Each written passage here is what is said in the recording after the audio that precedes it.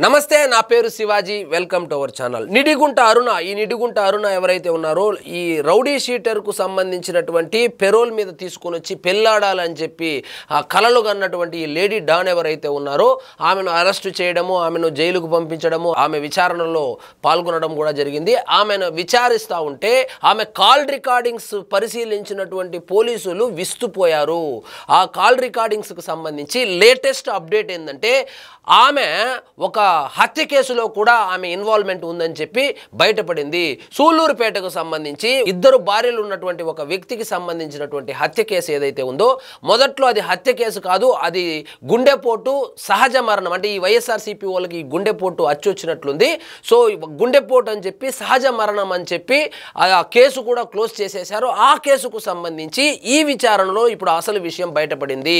వీళ్ళ గ్యాంగ్ ఈ lady don ఎవరైతే ఉన్నారో ఈ గ్యాంగ్ కు సంబంధించి ఆ సుపారీ తీసుకొని హత్య చేసినటువంటి ఉదంతం కూడా బయటపడింది సో రెండో పెళ్ళానికి ఆస్తి మొత్తం రాసిచ్చేస్తాడని చెప్పి పగబట్టినటువంటి మొదటి పెళ్ళాం భార్య కొడుకు ఎవరైతే ఉన్నారో సొంత తండ్రిని చంపడానికి కిరాయి హంతకులకు సుపారీ ఇస్తే ఆ గ్యాంగ్ ఎవరైతే ఉన్నారో వాళ్ళను లీడ్ చేసింది ఈ అరుణనే అని చెప్పి ఒక విస్తుపోయేటువంటి విషయం అయితే బయటపడింది ఇది ఒకటి కాదు సూలూరుపేట మాజీ ఎమ్మెల్యే ఎవరైతే ఉన్నారో వైఎస్ఆర్సీపీ పార్టీకి సంబంధించినటువంటి సూలూరుపేట మాజీ ఎమ్మెల్యే సంజీవయ్య అయితే గనుక ఈమెకు చాలా సన్నిహితంగా మెలిగేవాడని ఒకానొక సమయంలో సంజీవయ్యకు టికెట్ రాకపోతే అరుణను ఇండిపెండెంట్గా పోటీ చేయించి గెలిపించుకోవాలని తాపత్రయపడినట్లు కూడా వార్తలు వస్తున్నాయి అదేవిధంగా ఆయనకు మళ్ళీ టికెట్ కన్ఫామ్ అయిన తరువాత కూడా ఆమె ఇండిపెండెంట్గానే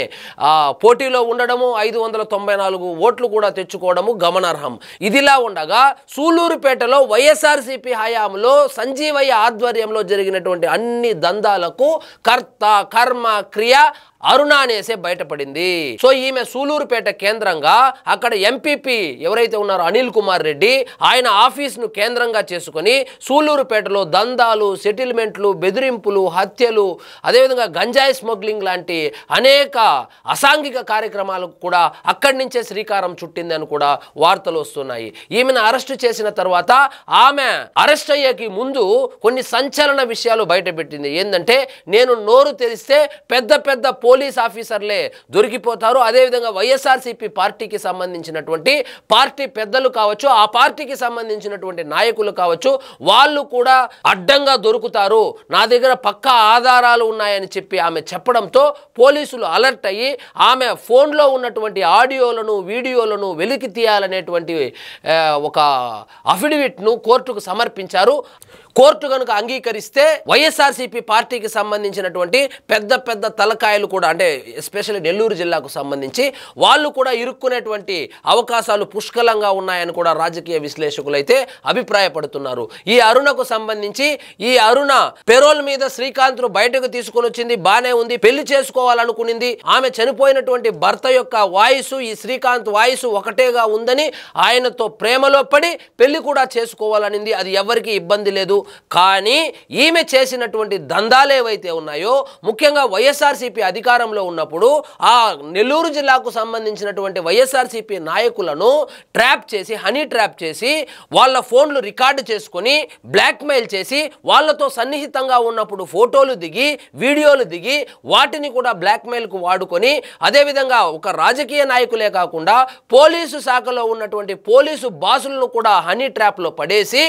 ఆ ఆడియోలు వీడియోలు అదేవిధంగా కాల్ రికార్డింగ్స్ మొత్తం తన ఫోన్లో పెట్టుకొని వాళ్ళను బ్లాక్మెయిల్ చేసి నెల్లూరు కేంద్రంగా ముఖ్యంగా సూలూరుపేటలో ఒక లేడీ డాన్ లాగా రెచ్చిపోయి కోట్ల రూపాయల ఆస్తులు కూడగట్టింది అనేటువంటి ఆరోపణలు కూడా ఉన్నాయి సో ఒక ఎమ్మెల్యే అభ్యర్థిగా పోటీ చేసింది అది కూడా ఇండిపెండెంట్గా పోటీ చేసింది అంటే ఎన్ని కోట్ల రూపాయలు వెనకేసుకోకపోయి ఉంటే ఆమె ఇంత సాహసం చేయగలుగుతుందో ఒక్కసారి ఊహించండి సో ఇప్పుడు వైఎస్ఆర్సీపీ వాళ్ళు వచ్చి ఈమె తెలుగుదేశం పార్టీకి సంబంధించిన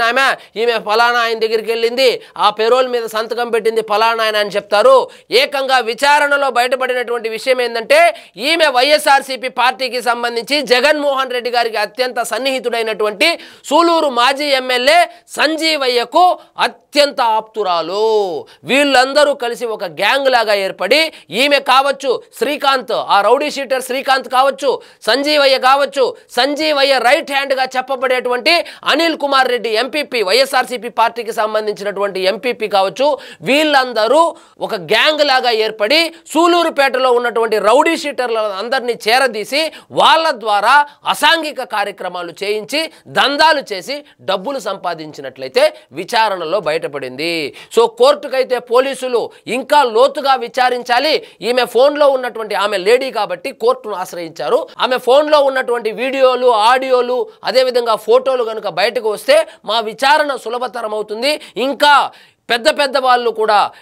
ఈమెకు సంబంధించినటువంటి కుంభకోణాలు కావచ్చు, హత్యలు కావచ్చు, సెటిల్మెంట్లు కావచ్చు, వాటిలో వాళ్ళ ఇన్వాల్వ్మెంట్ కూడా ఉంది. ఇది రాజకీయ కోణంలో వెళ్తా ఉంది కాబట్టి ఖచ్చితంగా ఈమె ఫోన్లో ఉన్నటువంటి డేటాను వెలికి తీయడానికి కోర్టు పర్మిషన్ కావాలని కూడా కోరడం జరిగింది. కోర్టు పర్మిషన్ ఇస్తే కనుక వైఎస్ఆర్సీపీ పార్టీకి సంబంధించినటువంటి నెల్లూరులో మంత్రులుగా చేసిన వాళ్ళు కూడా ఈ కేసుల్లో ఇరుక్కునేటువంటి అవకాశాలు కనబడుతున్నాయి. సో ఇదండి ఈరోజు మన టాపిక్. మీకు ఈ వీడియో నచ్చినట్లయితే లైక్ చేయండి, షేర్ చేయండి, ఛానల్ మాత్రం సబ్స్క్రైబ్ చేసుకోవడం మర్చిపోవద్దు.